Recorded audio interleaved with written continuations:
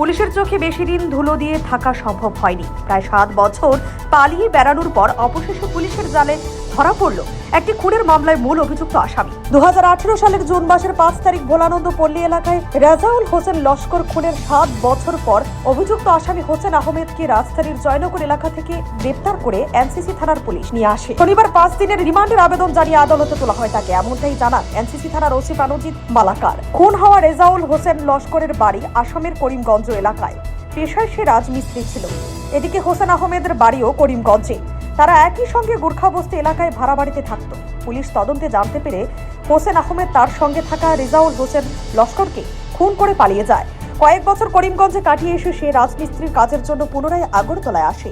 তখনই পুলিশ তাকে জালে তুলতে সক্ষম হয়। পুলিশ এখন অভিযুক্ত আসামির বিরুদ্ধে কি পদক্ষেপ নেয় সেটাই দেখার বিষয়। জুন মাস নাগাদ আমাদের ভোলানন্দ পল্লী এলাকাতে দুজন রাজমিস্ত্রি, তাদের বাড়ি আসাম করিমগঞ্জে, তারা এখানে থেকে কাজ করত।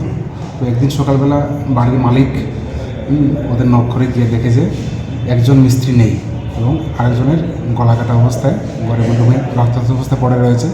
এবং এই ব্যাপারে আমাদের থানাতে একটি মার্ডার কেস লিপিবদ্ধ হয় এবং ইনভেস্টিগেশনে দেখা যায় যে ওয়ার্কার ছিল, তার নাম হোসেন আহমেদ, সেই মেইন যে মিস্ত্রি ছিল রেজাউল হোসেন লস্কর, তাকে মার্ডার করে পালিয়ে গিয়েছিল।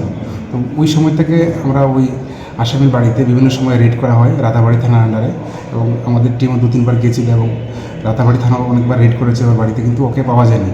রিসেন্টলি আমরা অবজারভেশনে নজর রাখছিলাম এবং আমাদের টেকনিক্যাল একটা ইনফরমেশন আসে যে সে আগরতলাতে এসেছে সেই রাজমিস্ত্রি কাজের উদ্দেশ্যে। সেই অনুযায়ী আমরা কালকে রাত্রে আমরা অ্যারেস্ট করি, থানা নিয়ে আসি। এখন আমরা ওকে কোর্টে ফরওয়ার্ড করবো পুলিশ রিমান্ডের আবেদন জানিয়ে।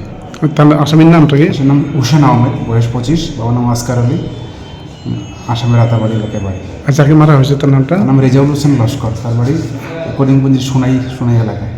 আসামিকে কি আজকে কোর্টে তোলা হবে? আজকে কোর্টে তোলা হবে, আমরা পুলিশ রিমান্ডে আদালতে প্রেরণ করবো। কতদিনের পুলিশ রিমান্ড?